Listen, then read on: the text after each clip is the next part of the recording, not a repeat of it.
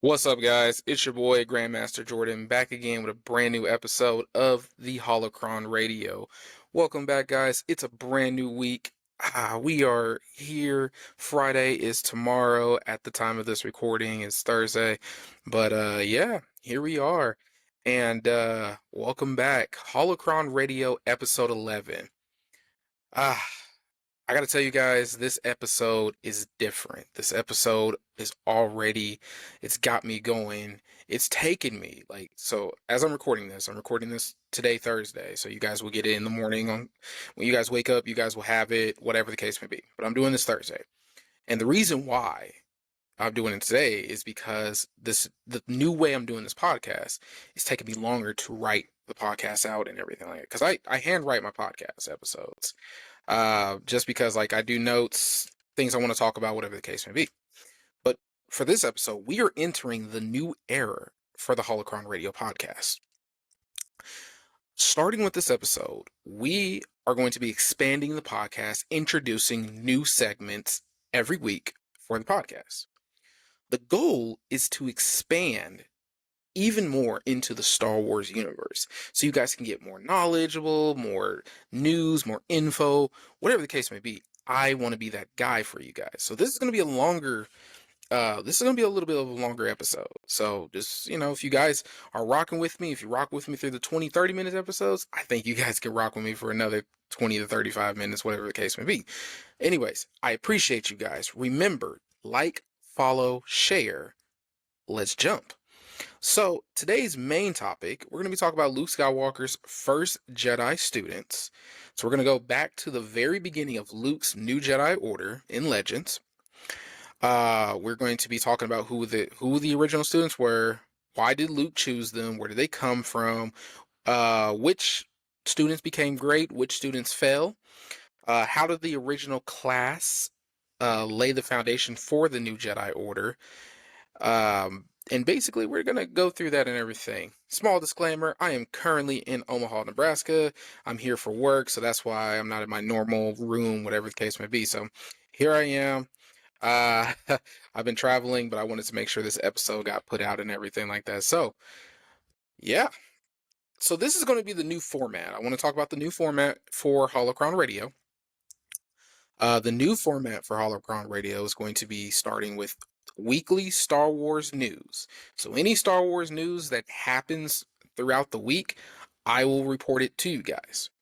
Then we'll continue with our Star Wars fact of the week. So whatever fact I find for the week that's crucial for the episode, whatnot, that will go to you guys.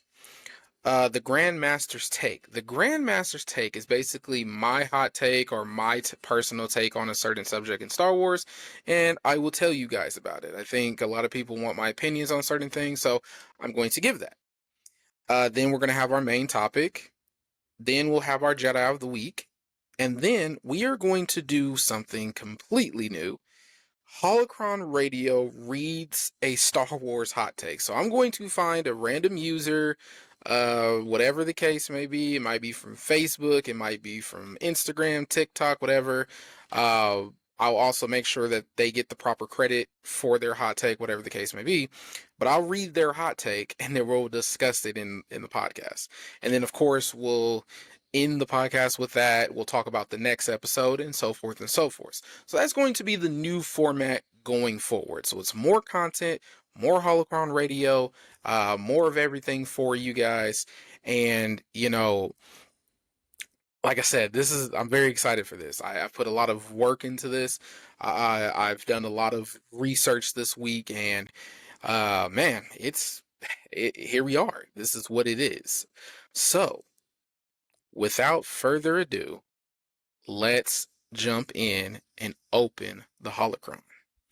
So, like I said, our first segment is going to be this week's Star Wars news. So, in Star Wars news this week, Star Wars and Marvel has announced a crossover.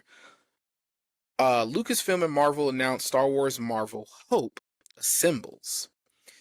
This is promoted as the first official Star Wars and Marvel Comics crossover event. The premise brings Marvel heroes into contact with characters from the Star Wars galaxy. This was announced on August 11th. So I believe August 11th was on Tuesday. So this was announced just this Tuesday. Um, and honestly, I don't know how to really feel about it. I really don't. Um, the news is kind of pretty, I mean, it's a pretty, I mean, you're assembling basically the Marvel comics with Star Wars, two of the biggest universes there is. I mean, the comic universe is vast, and the Star Wars universe is vast as well. So I'm curious, and honestly, I'm not shocked of where they might go with it. I know, if anything, they have two eras to really pick from. They can either go to the prequel trilogy era or the original trilogy era. And judging from what I already kind of suspect and what I already know, they'll probably just go see like Luke Skywalker, Leia Organa, Han Solo, and Darth Vader. They might do that era because that's just one of the most recognizable eras in Star Wars, and that's just, kind of like the way the dice kind of rolls. I think I'm more curious about what heroes would be going into the Star Wars universe from this crossover. Me personally, I think we will probably see like Captain America, Thor, Iron Man. So we'll see the big three. We might see Captain Marvel, Wolverine might get in there. Spider Man's definitely going to be there. Like they got to do something there. I don't know. Like I don't know how exactly I feel about this yet. I kind of got to see how it goes. I know, from what I read online, it's supposed to be dropping sometime in 2027, I believe.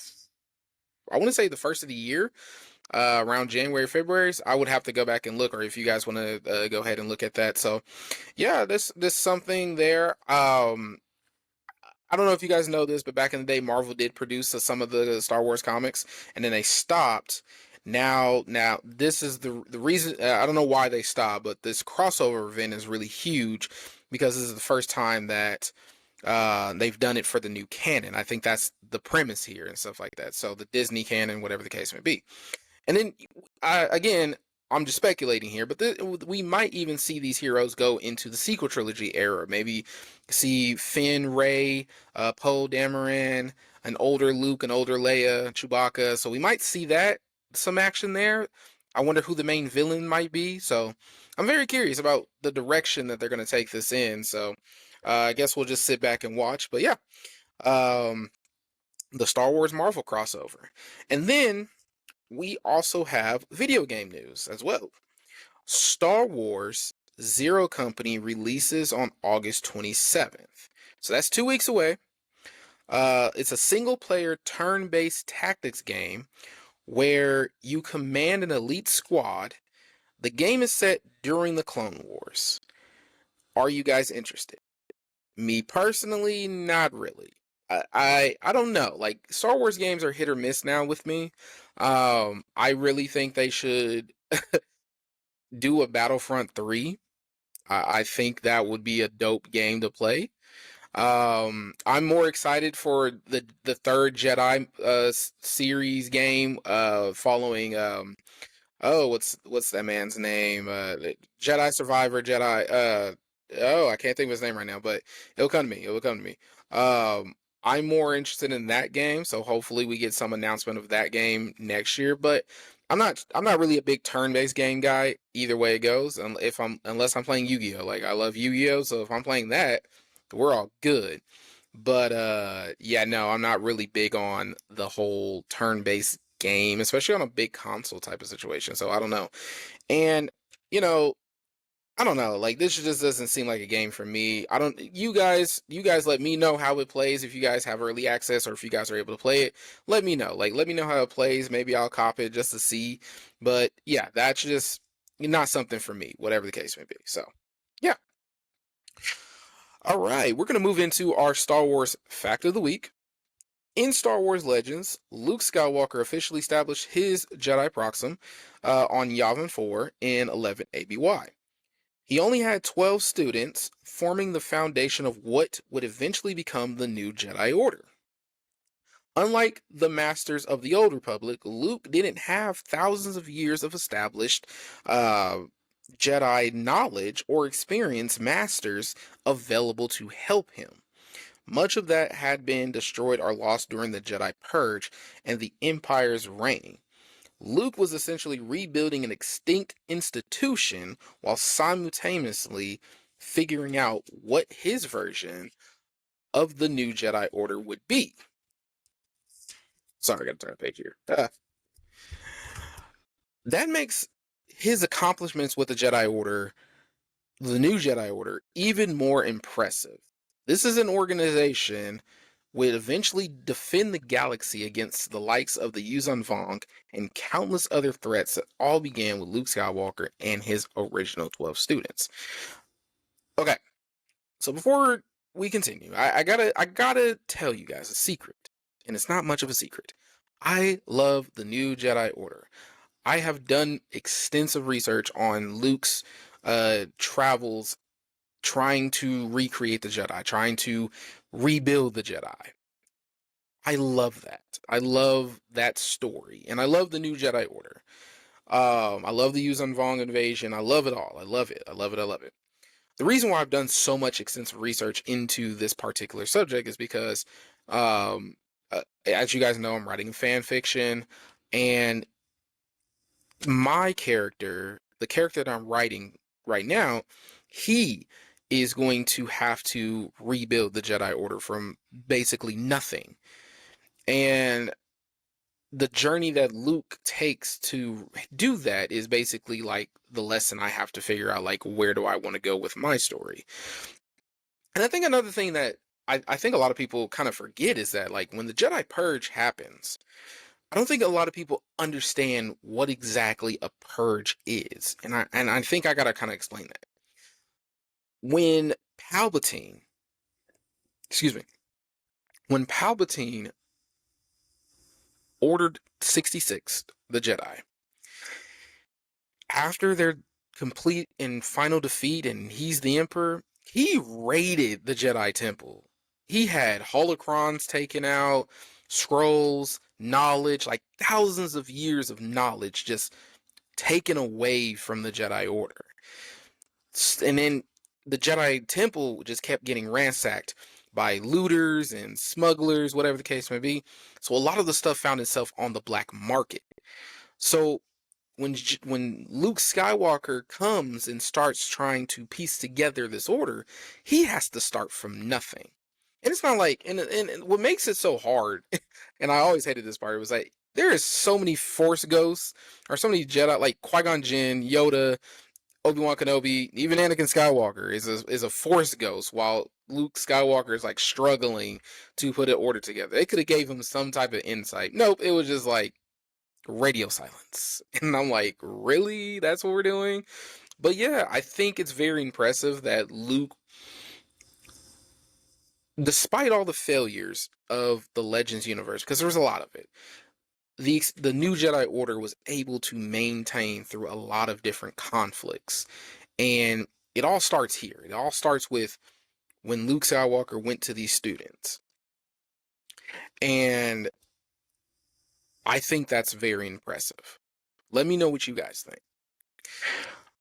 We're going to move on to the Grandmaster's tale. Now this one is this is my hot take for today, for the week. This is the Grandmaster's hot take for the week. The expanded universe had enough stories, characters, and unexplored eras to produce better Star Wars shows and movies than the majority of what we've gotten in the current era. Okay, before you guys get on my case, let me break this down. You guys have saw my top 10, or not my top 10, but like my top, I ranked the Star Wars movies. I have not done the shows yet. That's a whole different episode that we got to do, but whatever the case may be. But I look at the Star Wars universe and I see what we've had, and I see what we have now. And I have to look at it from the perspective of like how I got into Star Wars versus where the Star Wars universe is. And I have to understand, and you guys have to understand, there are certain Disney, there are certain Disney movies and shows that are completely goated. Like Rogue One, as you guys know, is my top 3 Star Wars movie. It is a top 3 Star Wars movie. Like Rogue One was a very good grounded movie. Andor is probably, other than the Clone Wars, the best show we've ever gotten out of Star Wars.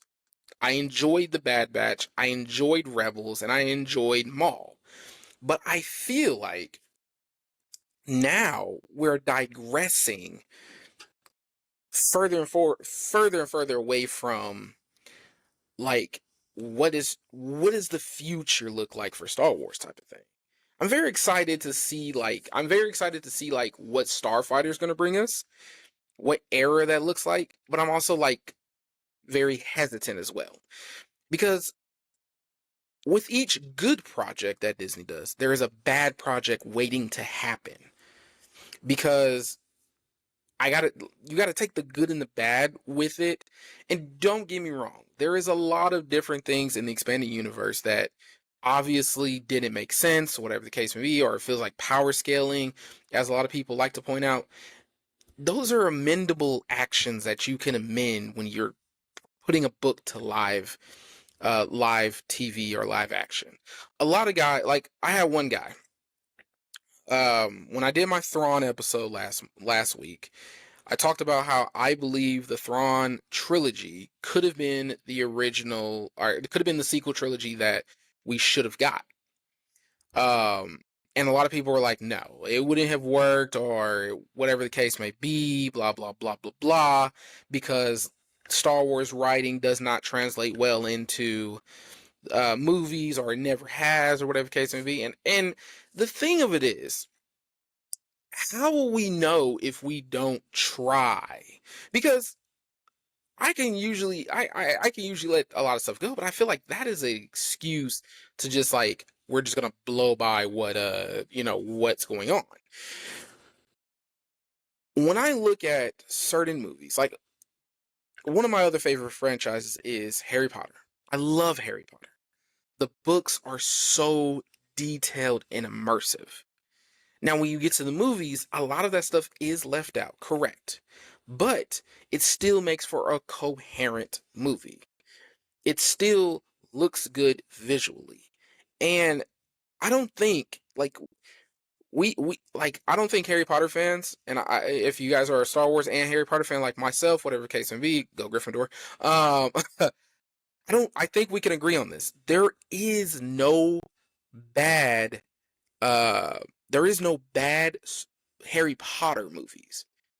If we rank the Harry Potter movies by story or whatever like that, we could probably, like, there's weaker ones compared to like the better ones, of course. But there's no Harry Potter movie was like, that was horrible. Like that's just not realistic. And when you go to Star Wars, especially now, when you go to Star Wars now, you have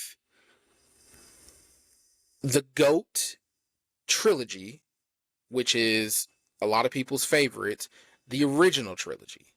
Now, does the original trilogy story stand tall as like how it should? Yes.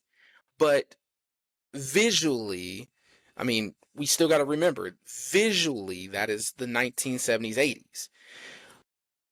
The prequel trilogies, to me, has the best designs. And granted, Phantom Menace and Attack on the Clones has a weak story until the end, but Revenge of the Sith kind of makes up for all of that. So there's that.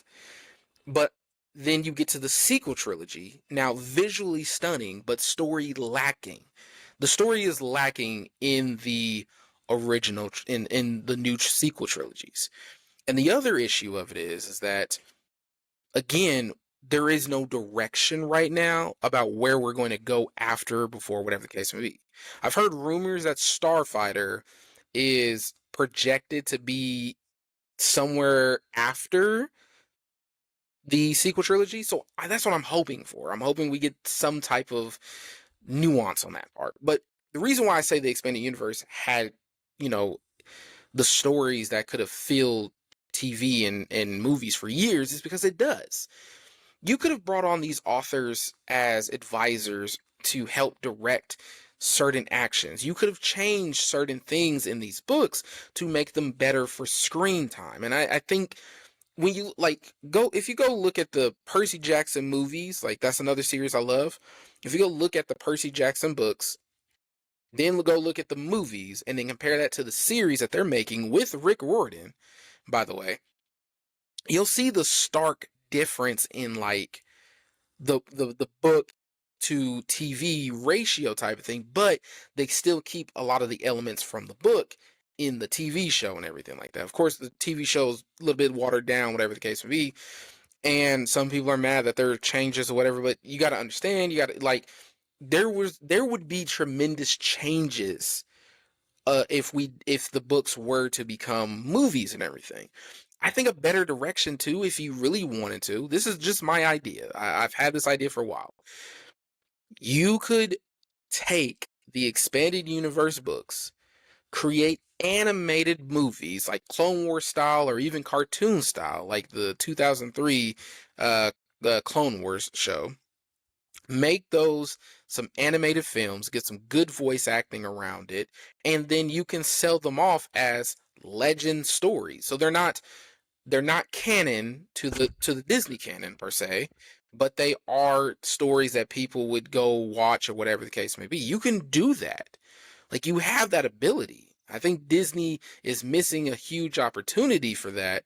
And if they did that, I think a lot of people would flock back to Star Wars. And I think that's a very good, solid boundary. You can keep making live action movies for the Disney canon that continues growing off of George Lucas's story, and then you can create an alternate timeline or alternate universe, the Legends universe, and have a disclaimer about each movie, like this is a Legends movie.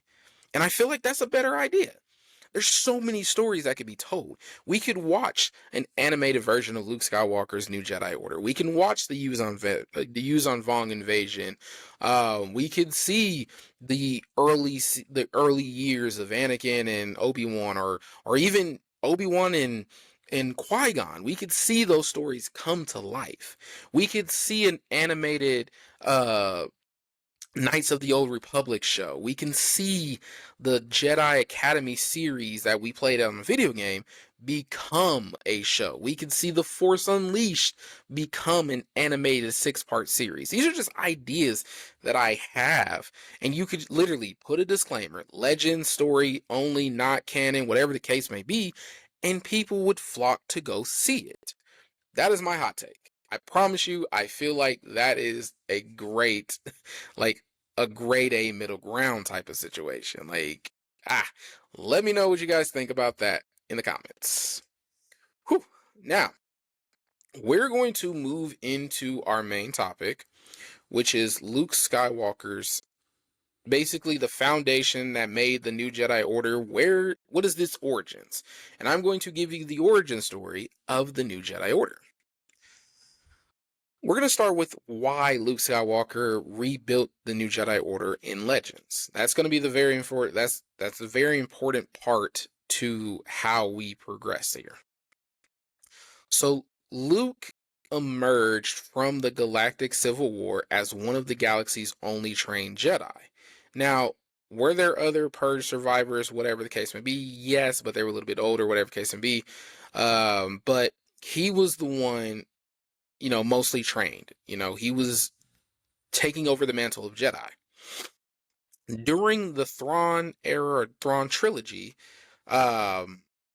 Obi-Wan's spirit essentially passed responsibility for the Jedi's future on to Luke. So Obi-Wan pulls up, "Hey Luke, what's going on? So you're defeating these threats and everything. Where's the Jedi? Well, it's your job to rebuild them. Bye." And that's basically how that conversation kind of went. I think I'm kind of like, I'm paraphrasing, but that's basically how I saw it in my head. I'm like, that's crazy. That's basically like, yeah, by the way. Luke does eventually come to realize that he couldn't remain the lone Jedi forever. He realizes that the New Republic needs the Jedi back. Like, in order for the New Republic to grow, the Jedi had to return. So Luke, after the defeat of the Reborn Emperor, I think that was the Dark Emperor Crisis or Emperor trilogy, Dark Empire trilogy, I believe is what it's called. Basically, Emperor Palpatine came back. Luke Skywalker turned to the dark side. It's a long story. It's one of those stories where I'm like, that's probably a little blotchy. That's probably not one of those stories I would want made into a thing, because then it kind of contradicts Luke Skywalker's character. But we're not going to talk about it. Not going to talk about it. I think I have discussed that when Luke Skywalker was my Jedi of the Week a couple weeks ago. I think I've discussed it a little bit. So maybe I'm being hypocritical about it. I went back and reread the Dark Empire story or whatever, the Reborn Emperor storyline, and I gotta say, like, better build up than what the Skywalker, the Rise of Skywalker movie did. Better build up, but at the same time, hit or miss. So we'll keep it at that. But anyways, so after he defeats the Reborn Palpatine, Luke gets permission from the New Republic to establish a Jedi Academy.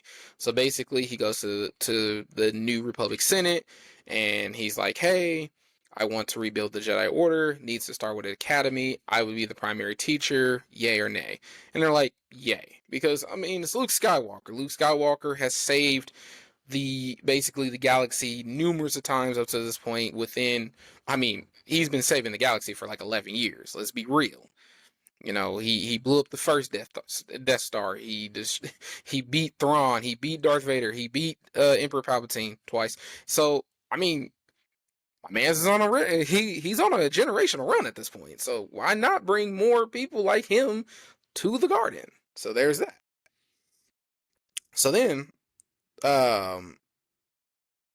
he chose Yavin 4 as the base. So this was, remember, Yavin 4 was an old rebel base, but it also had ancient temples, and that was going to be the home for the Jedi Proxim.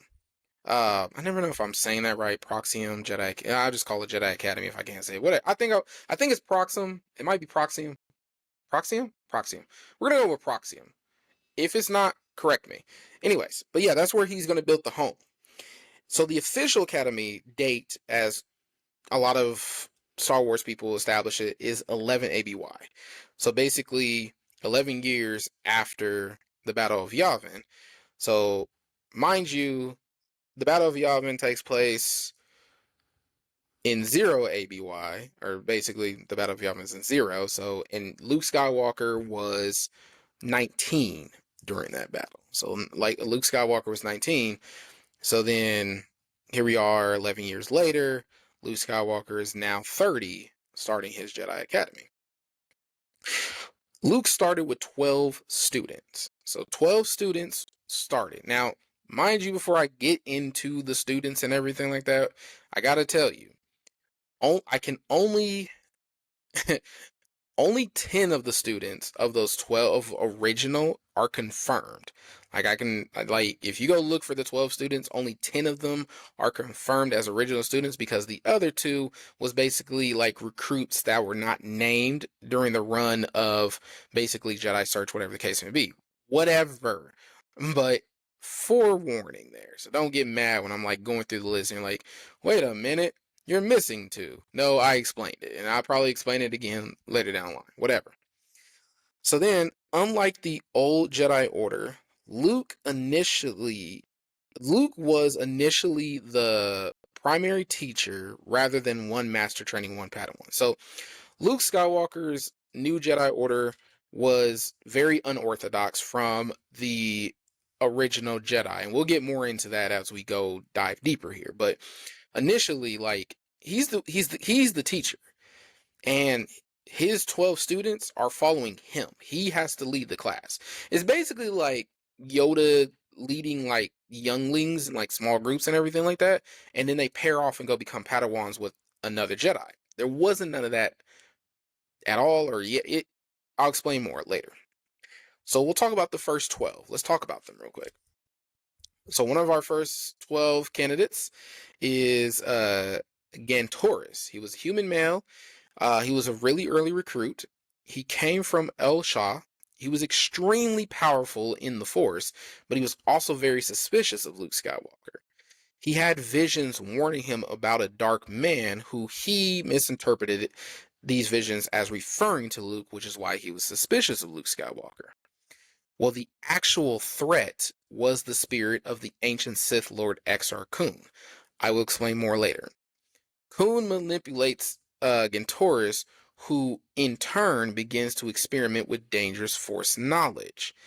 Now, Gantoris eventually realizes the manipulation and he tries to resist, but Exar Kun, being the Sith Lord he is, kills him.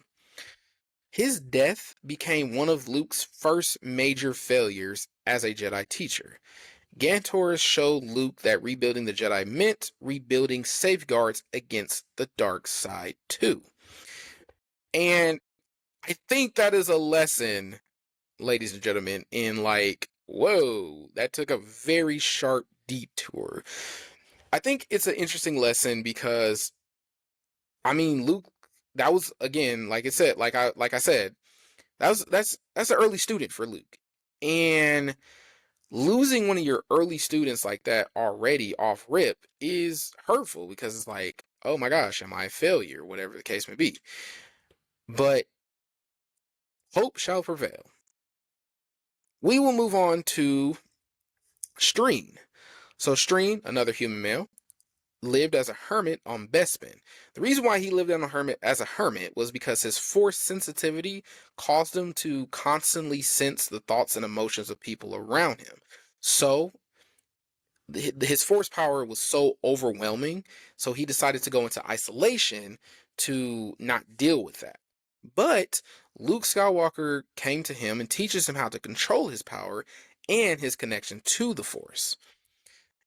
Streen becomes one of Luke's most dependable Jedi, and eventually he becomes a Jedi Master. He later helped teach future generations of the Jedi.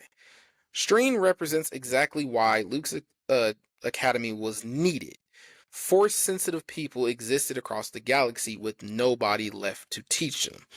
I think that's another call thing that we got to talk about here, because when we look at the universe post-Empire, there is a lot of people out there that have the Force. The Force is still a natural occurring thing.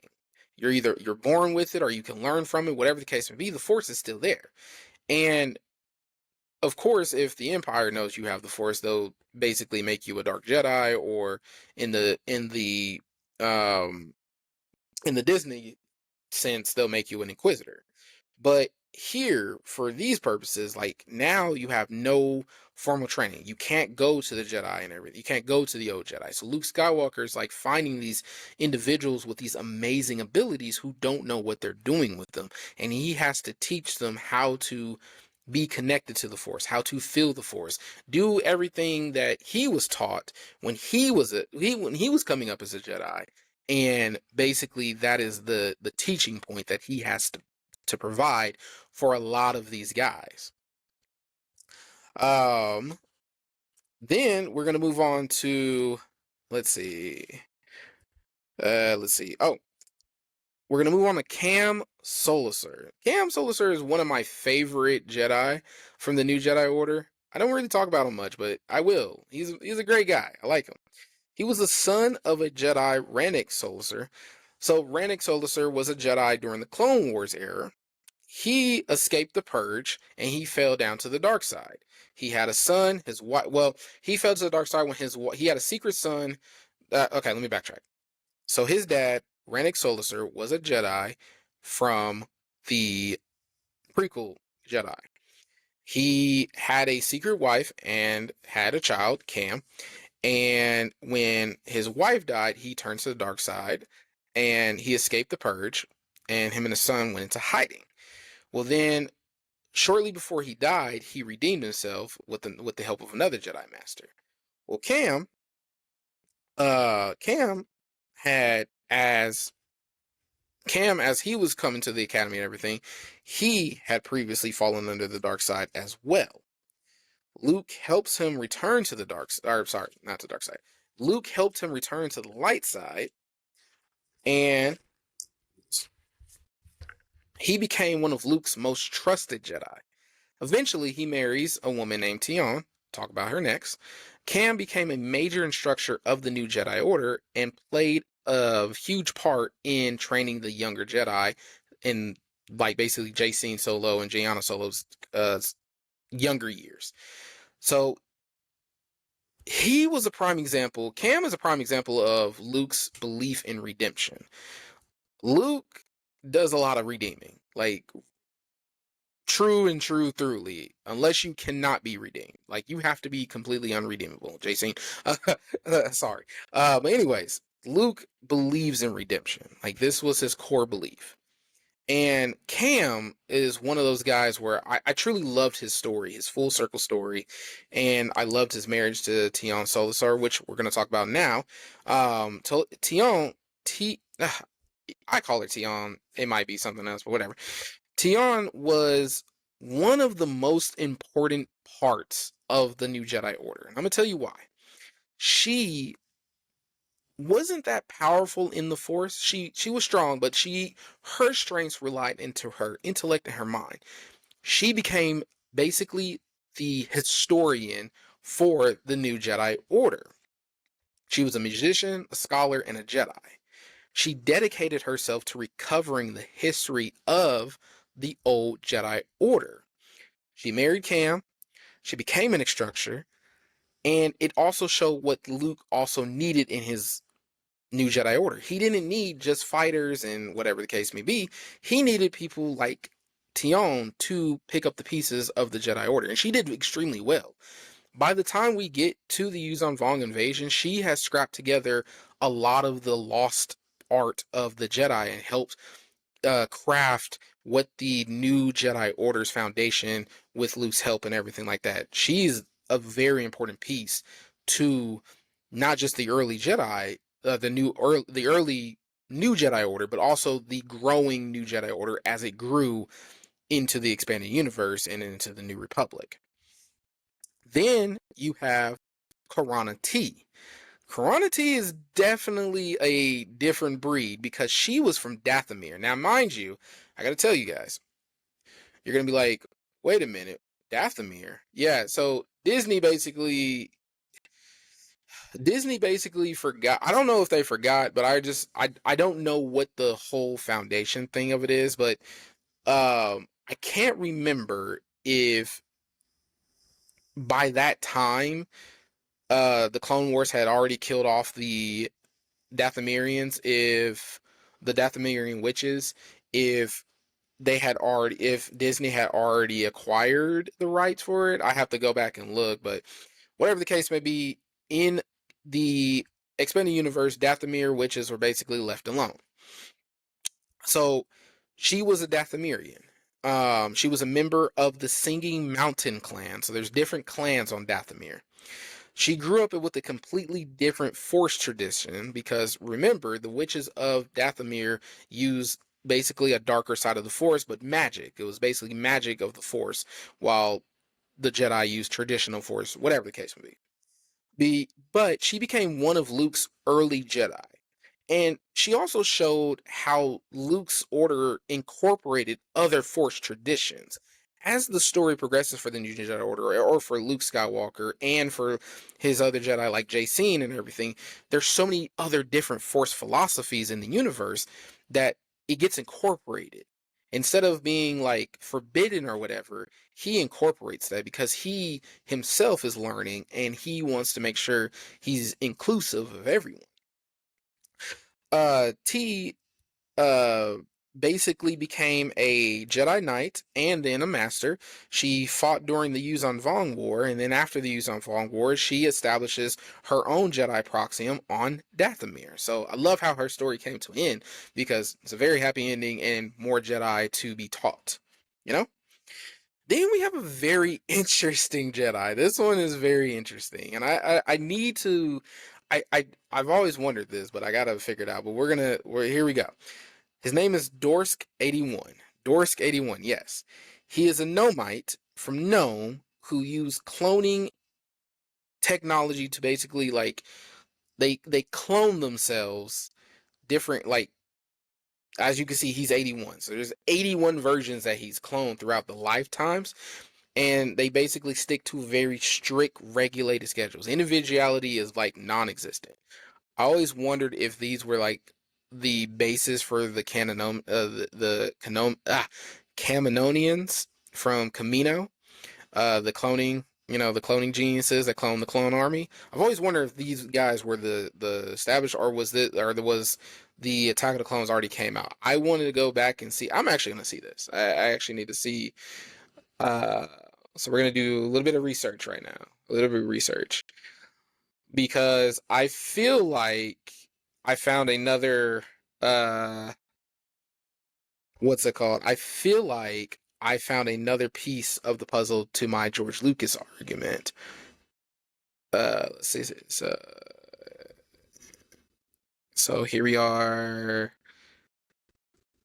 Okay, so looking this up.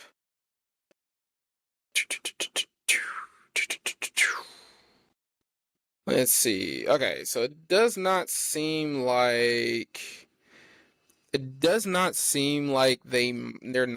related at all, but again, that's something I'll have to probably do on another episode or whatever case may be. Remind me to do that. I want to do some research on that. So, anyways, so he was another early student of Luke's because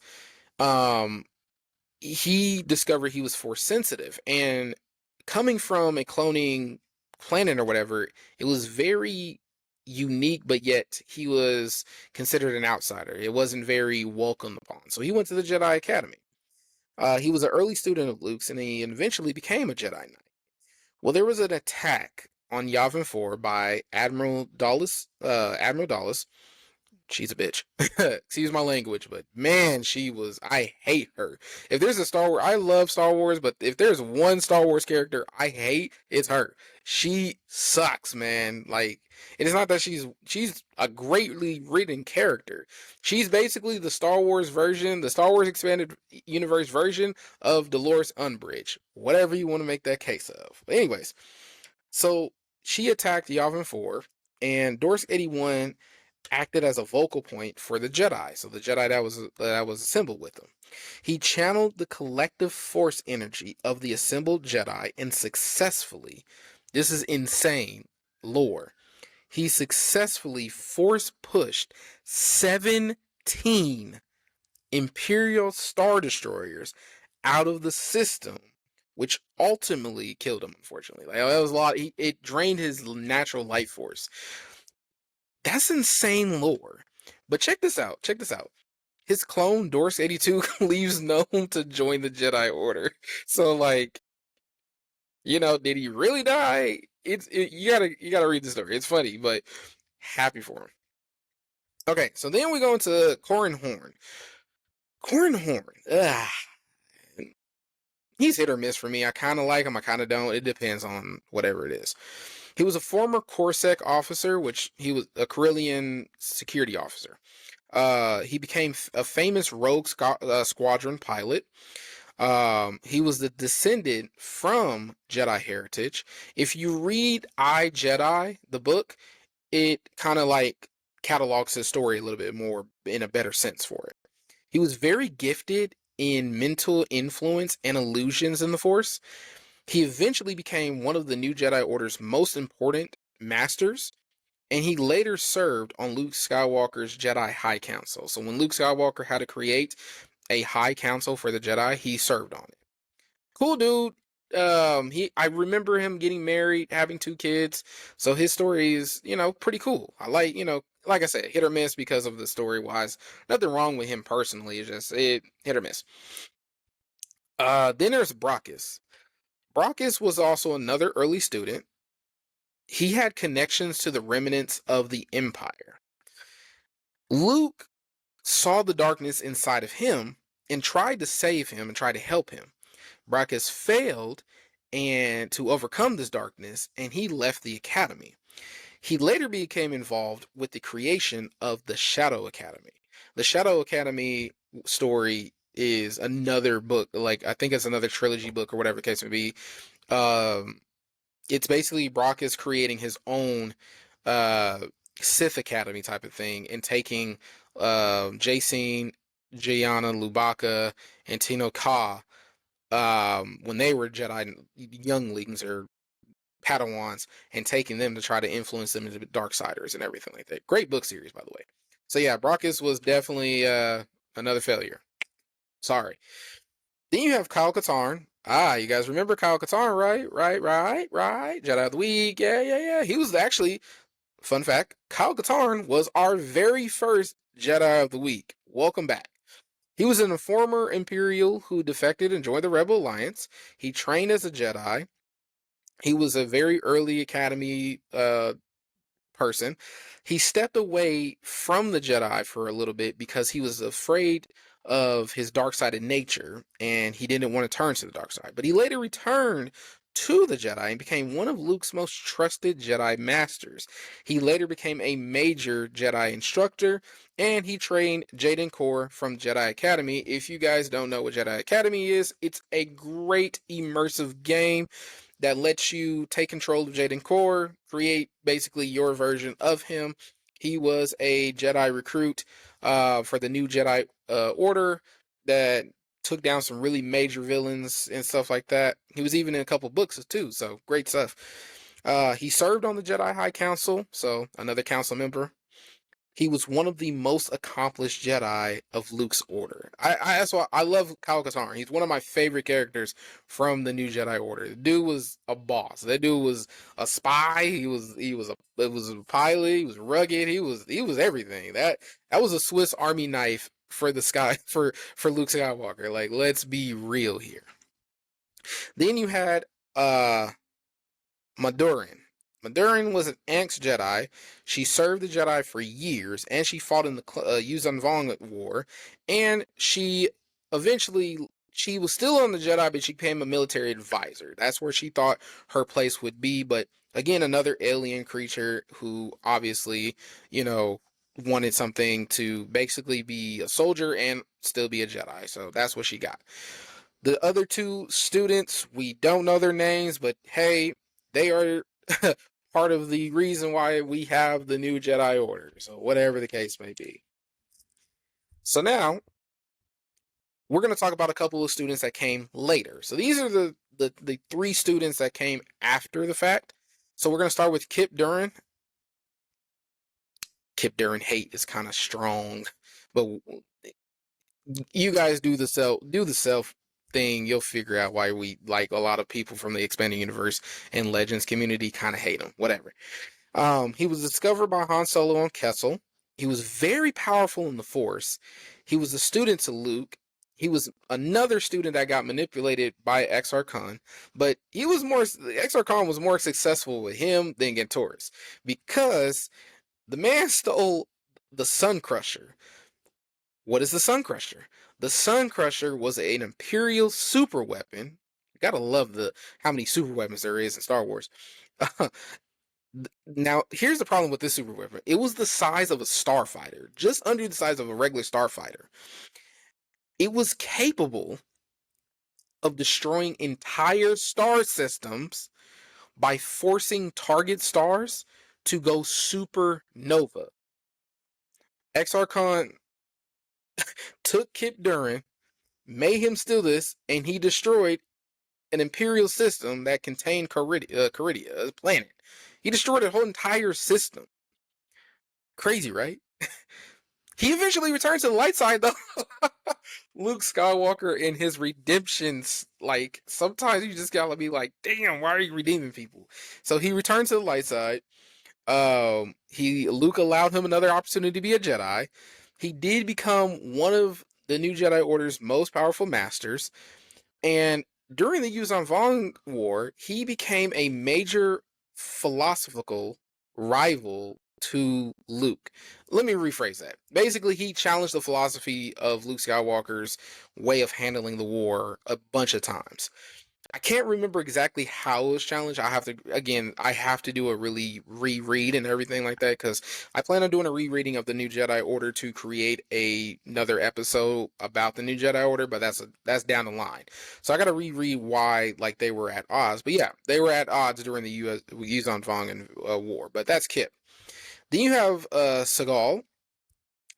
Yeah, Silgal. Yeah, she was a Mon Calamari. So she was a member of the Mon Calamari. She was the niece of Admiral Akbar.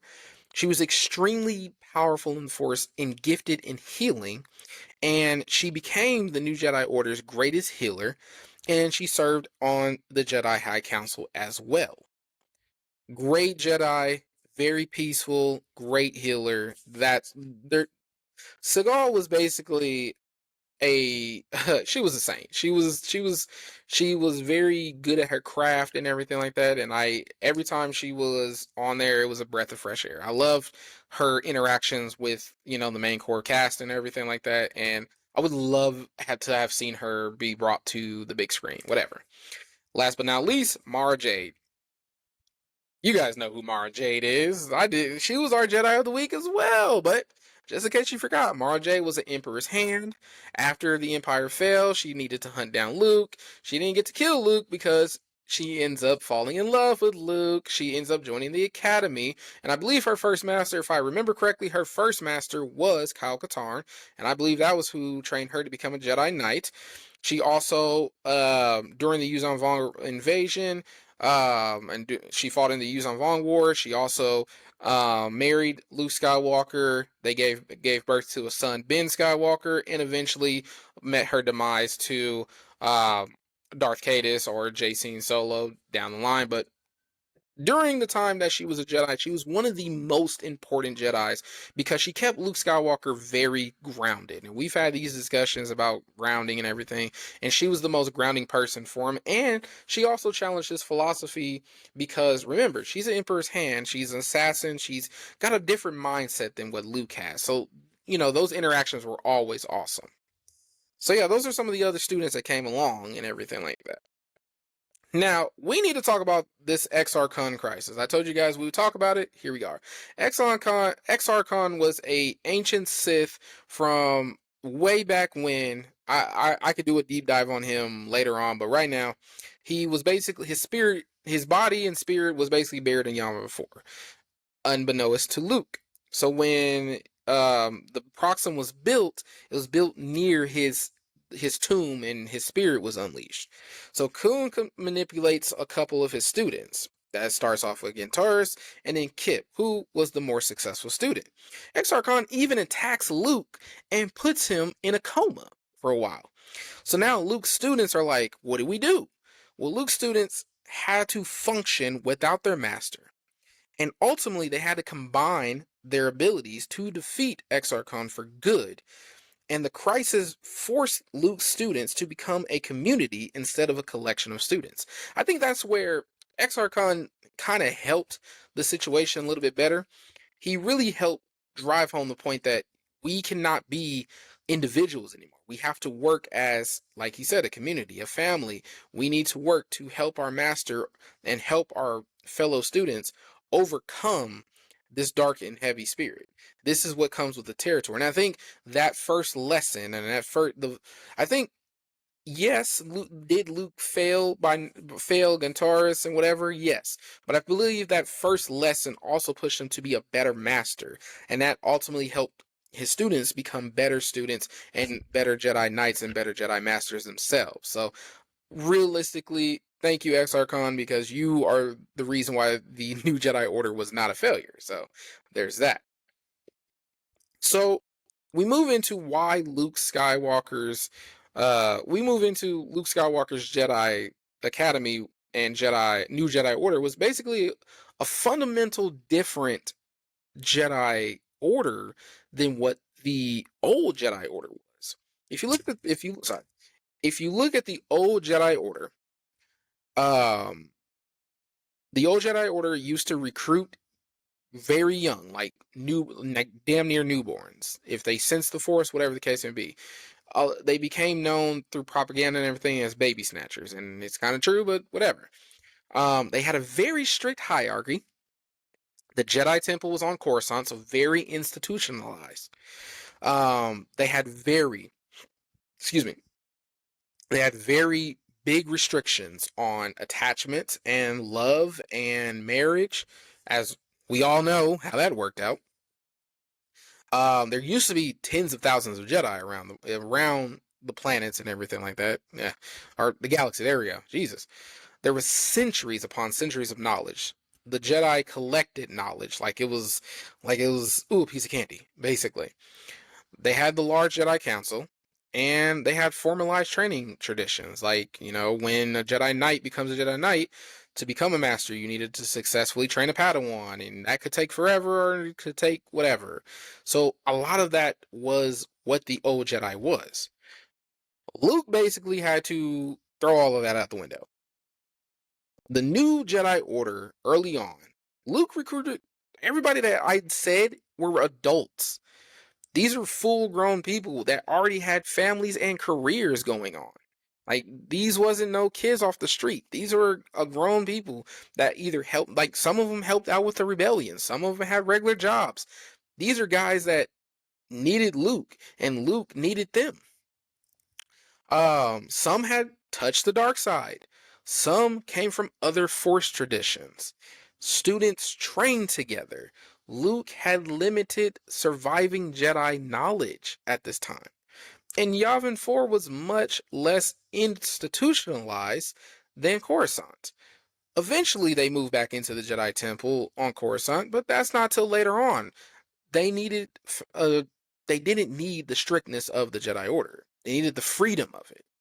And Luke was also learning how to become a teacher while simultaneously rebuilding the new Jedi Order. Do you know how hard that is? I think I've touched on it, but I gotta retouch on it again. That is a hard task to do. Your task with trying to replace tens of thousands of Jedi that used to roam around the galaxy at any given time. That's your task. And here you are starting from very much scratch, ground zero, and working your way up and adding new philosophies. That's why the new Jedi Order for Luke's era grew into what it was, because he looked at the mistakes that these early mistakes and the mistakes that the old Jedi made created what the new Jedi Order became. And you got to be proud of that. So what happened to this first generation? I've kind of touched on it, but again, I'll reiterate. Gantoris, killed by Exar Khan. Dorse 81, died defending Yavin 4. Brachus fell and became an enemy of Luke's. Cam Solusar, he became a Jedi instructor, one of the most important ones. Tion Solis became a historian and teacher. Streen, Jedi Master and teacher. Karina Tai served as a Jedi Knight and Master through multiple conflicts and eventually became a head mistress of her own Jedi Academy. Karin Horn, a master and a council member. Kyle Katarn, he became one of the Order's most respected Jedi Masters. Madurin continued serving the Order through her time. And all of this early on, eventually leads to Luke's Academy,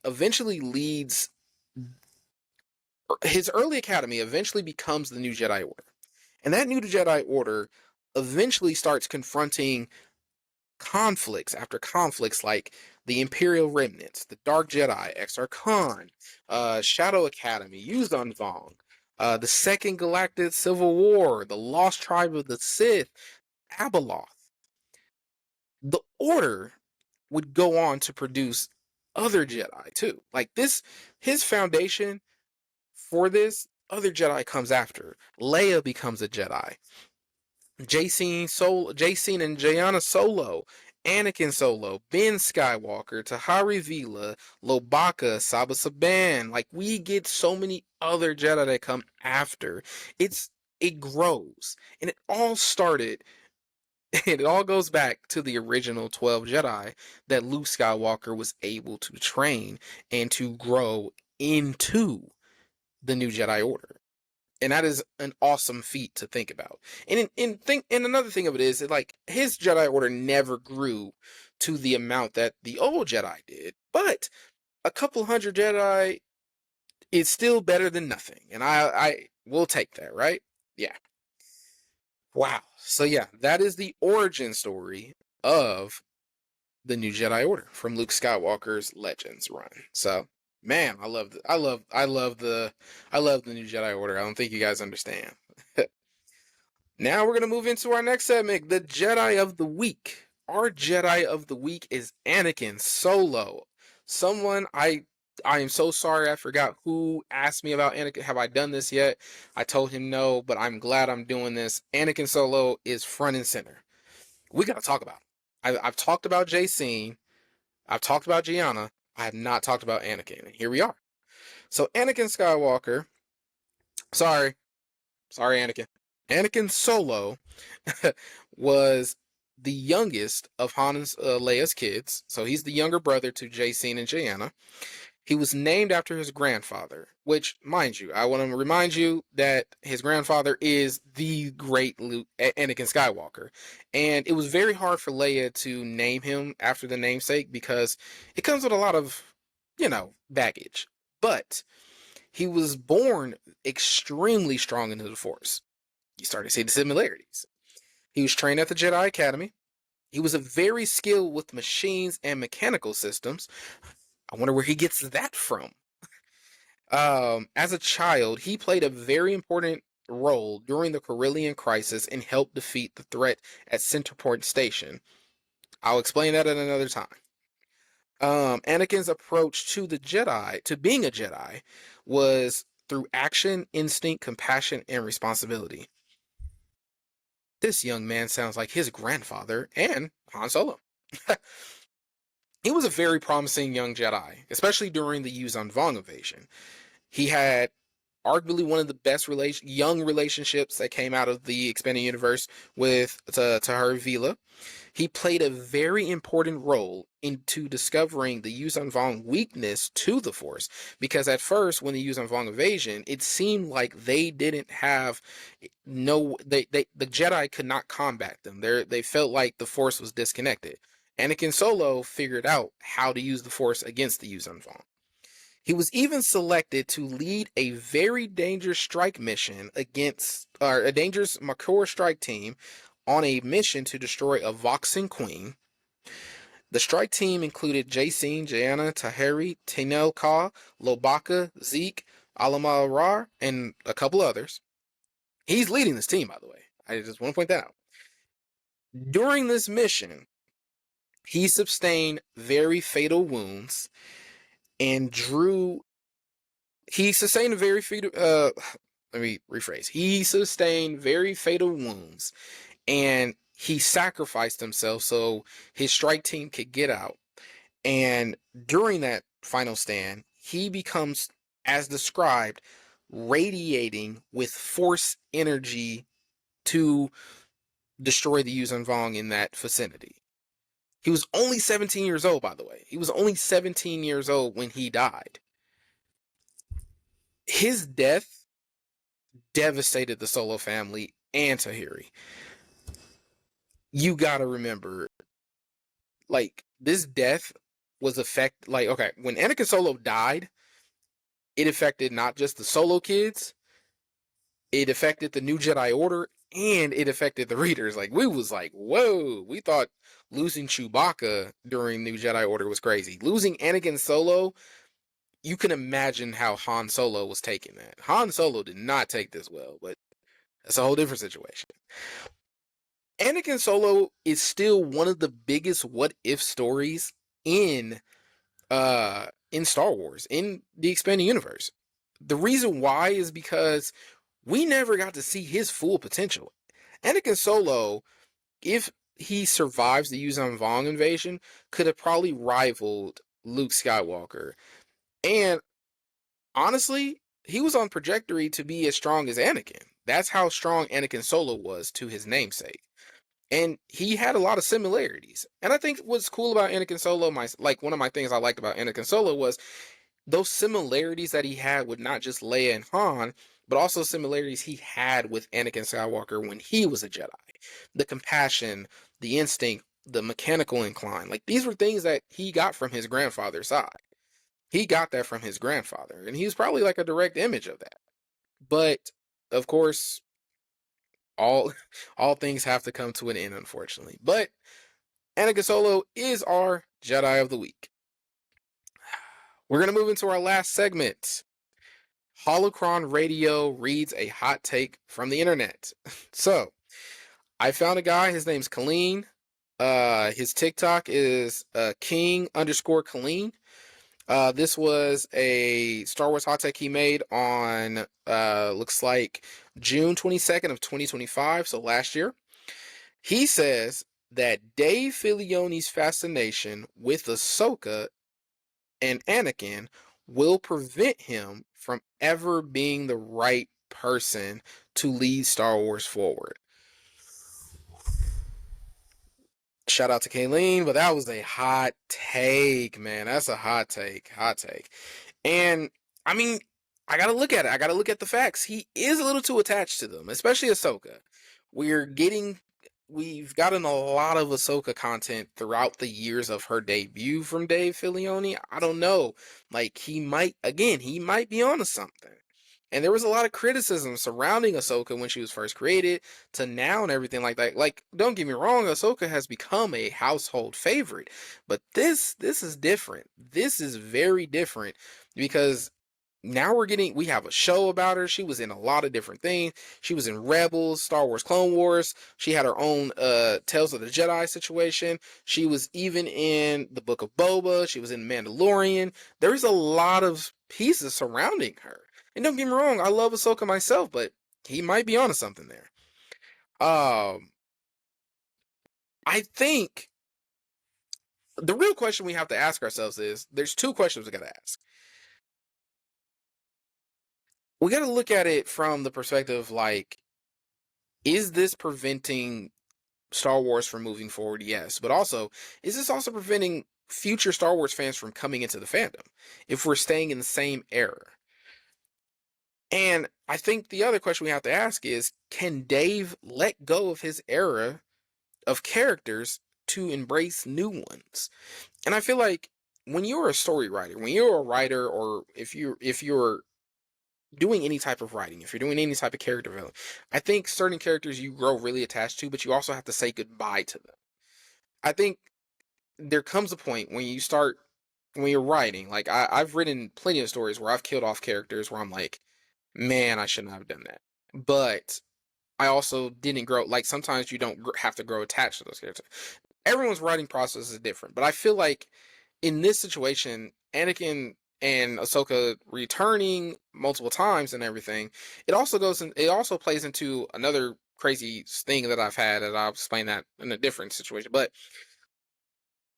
I genuinely believe that Star Wars has to move away from the original sequel era, basically. So basically the Clone Wars to New Hope, they have to move away from that. We need either something far, like, we either need the Knights of the Old Republic era, or we need something after the sequel trilogy, or another sequel trilogy, whatever the case may be. We need those eras decided for us. So I think he's on to something about Dave Filoni. Like, we just got to sit back and see, and we'll see where the state of Star Wars is in next year. That's how we got to look at it. What is next year bringing for us? So we'll see Starfighter. I know Mandalorian and Grogu didn't really do good, so we'll see how they pivot from that. I do know they just dropped the Star Wars ninth Jedi series, so I'm gonna definitely get into that, see how that goes. We'll talk about that.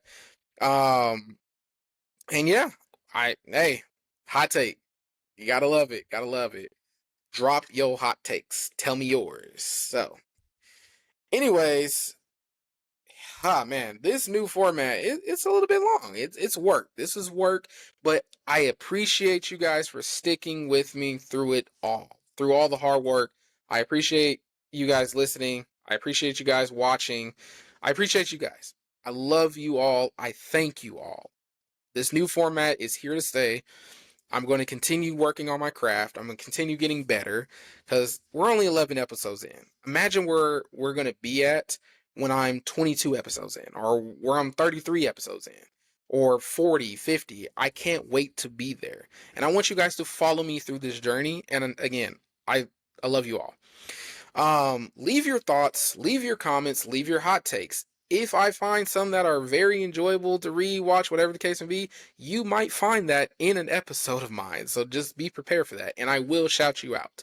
So again, I'm gonna talk about a little bit of episode 12. So next week, and if you guys remember, I had a little fan. Her name was Anastasia. Hi, Anastasia. She had, her and her mom are watching my podcast and everything. She even gave me one of my Jedi of the Week, which is Anakin Skywalker. This week, they're watching Clone Wars, and she wanted to know more about the Mortis gods.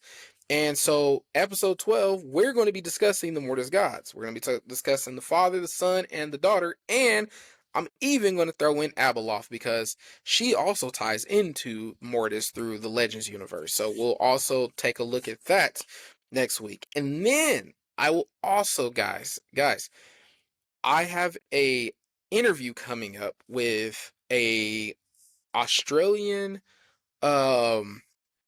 Australian uh fan film writer. She's currently in the process of writing her own fan fiction, or not fan fiction, but fan film, and she's sent me parts of the scripts and everything. So I've been reading her script and giving her pointers and everything. So I have more details about that interview and when it's going to be. It's not going to be the actual interview is not going to be the next episode, but we're going to talk more about it next episode. So can't wait to kind of discuss who you know where we're going with the podcast. Like, we're interviewing people now. Like, that's a huge step for us. So can't wait for that. Well, guys, I've taken up enough of your time. I want to thank you guys again for being supporters of the Holocron Radio podcast. I am your host, Grandmaster Jordan. Please remember to like, share, and subscribe.